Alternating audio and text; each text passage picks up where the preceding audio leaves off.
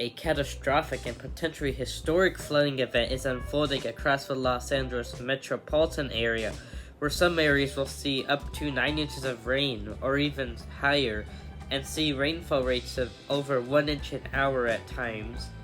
We also have the potential for some isolated severe weather, and we have already seen a line of severe storms move through, bringing isolated wind gusts up to 70 and 80 miles an hour in localized areas.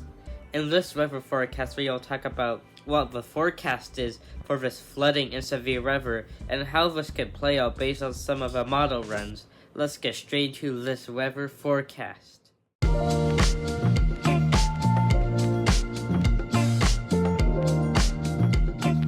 First of all, I'm going to talk about the forecast for this event. We have a rare 4 to 4 high risk of excessive rainfall across the Los Angeles metro area of California, where they are expecting catastrophic to potentially historic flooding of those areas, along with the potential for several mudslides from this heavy rainfall. We also have the potential for some severe weather, where we have a marginal risk of severe weather along much of the California coast, and we also have a marginal risk of severe weather across portions of the central California valley, where all hazards will be at play today, as long as everything goes right. So let's get straight into these forecasts.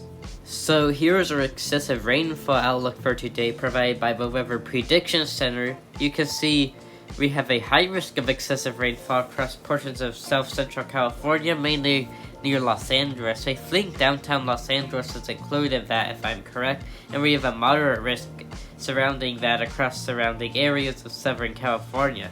We also have a slight risk of excessive rainfall from southern Nevada all the way across most of Southern California, up even into the Central California Valley area there, and we have a marginal risk of excessive rainfall, where I can see some isolated heavy rain in those areas as well. Now, the areas we should watch for most are a moderate and high risk of excessive rainfall, where you can see widespread significant to even catastrophic and historic flooding, especially in the high risk area. We are going to look at their outlook here. You can see they haven't made a lot of changes ever, emerging some areas and expanding some areas. You can see we're expecting heavy and persistent rainfall rates of half an inch to 1 inch an hour in the high risk area, with rainfall rates near 1.5 inches of rain an hour, and we could actually see up to 9 inches of rain in some areas, or even higher in isolated areas, and we're expecting widespread totals of 4 to 7 inches across these areas, even in a slight risk area, I believe. But anyways, let's look at the day 2 outlook, because we will have continued flooding tomorrow in the same areas. Although not as significant, it will still be significant and catastrophic flooding across those same areas, so make sure you're prepared for another day of significant to catastrophic flooding. We also have a slight risk extending up through Central California there, where you can see some isolated significant flooding. Nothing about really total rain totals, but continued flooding will be a concern with the atmospheric storm in that area. Now, looking at the Storm Prediction Center outlooks, you can see we have 2 areas to watch with a marginal risk of severe weather, basically across the whole California coast there. It's recently been extended all the way down to San Diego, and we have a marginal risk of severe weather from the Redding area down towards Sacramento to north of Fresno, California here. Looking at tornado risk, we have a 2% tornado risk across much of the coast of California, and then again in the Central California Valley there. We could see an isolated tornado or two. We've already had a few areas of rotation off the coast, but nothing has been significant enough to prompt a tornado warning over land yet. Looking at our wind risk, we have a 5% wind risk across the whole western coast of California there, and then a 5% wind risk across the Central California again. Our hail risk, no hail risk for today, which is good, but still watch out for some isolated damaging wind gusts and an isolated tornado or two in those areas here.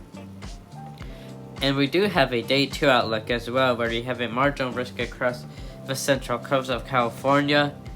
We have a 2% tornado risk, so watch for an isolated tornado or two in that area. And we have a 5% damaging wind risk. We could see a few isolated damaging wind gusts. And look at our hail risk, and no hail risk for tomorrow, which is also good.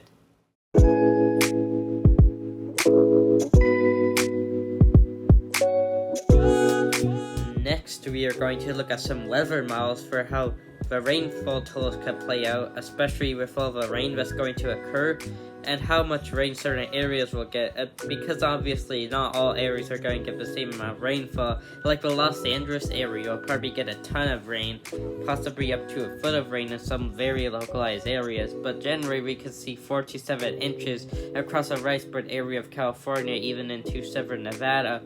And then we are also going to look at how the severe weather could play out with our instability, our wind shear, and our moisture. So anyways, let's look at the weather models.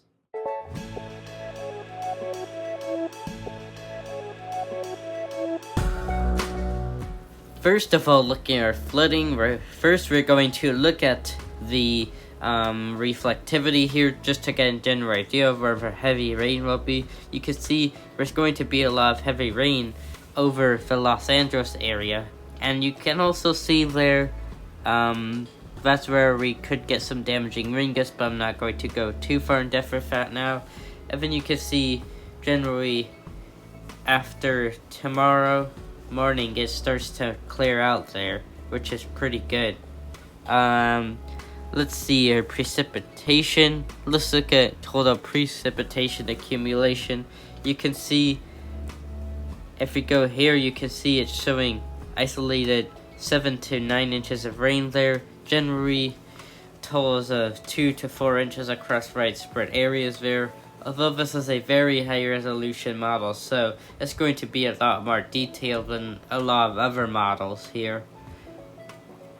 Looking at the RAP for the flooding risk, you can see generally it has the flooding moving out early tomorrow morning there, which is good. But if we look at the precipitation totals,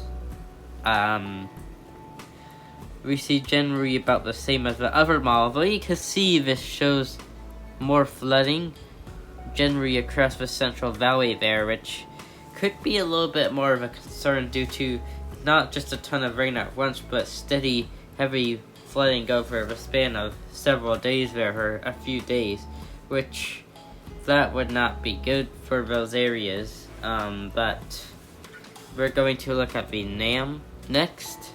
Nope, I don't want to take a sounding, I just want to go, no. Anyways, let's look at the NAM now. Hopefully, if I'm doing anything weird again. You can see generally for our flooding moving out generally early tomorrow morning. And you can see not a ton of other rain forms in that area.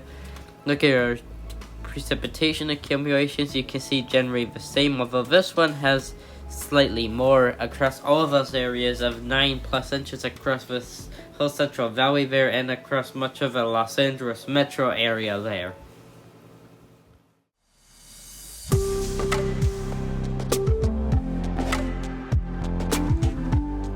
Next, we are going to look at our severe weather.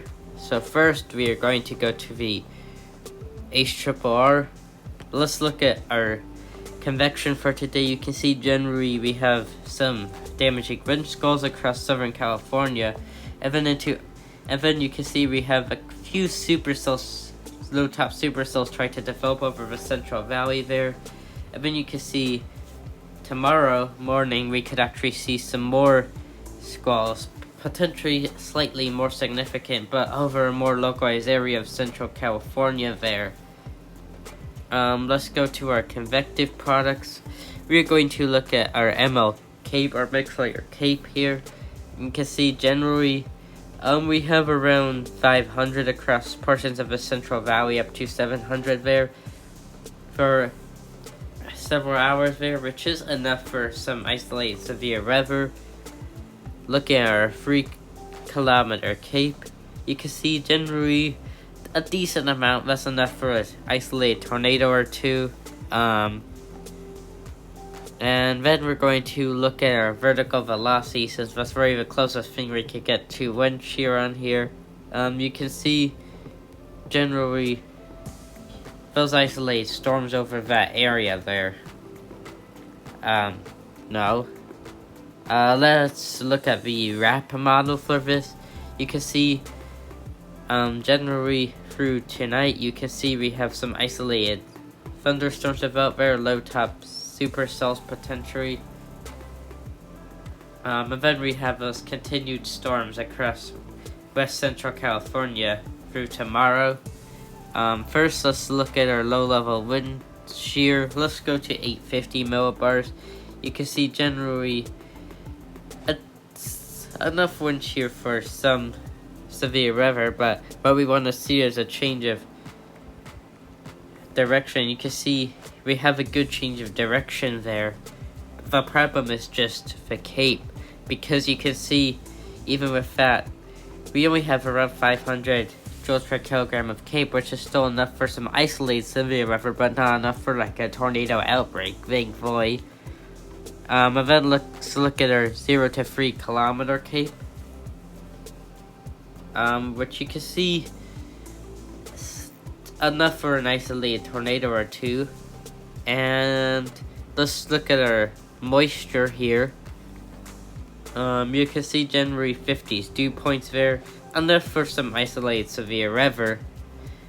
And then looking at the NAM here, you can see not a great model for this, just precipitation in general, but we can still look at the cape and stuff. You can see generally for the cape here, not very high resolution, but you can still see generally up to 500 joules per kilogram of cape across the Central Valley of California. Looking at our dew points, generally around the 50s there, getting into the mid 50s. Next, we're going to look at our wind shear here. You can see generally not bad wind shear out here, enough for some isolated severe weather here. Looking at our change with wind speeds of height, or winds of height, you can see generally decent enough for some isolated severe weather.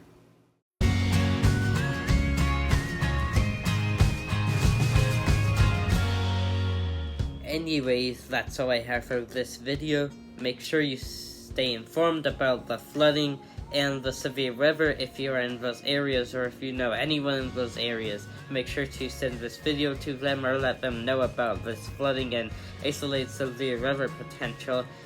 Also, don't forget to like this video, subscribe to my channel so that YouTube will push this video out to more people, and also leave a comment down below about what you think about all this. Goodbye.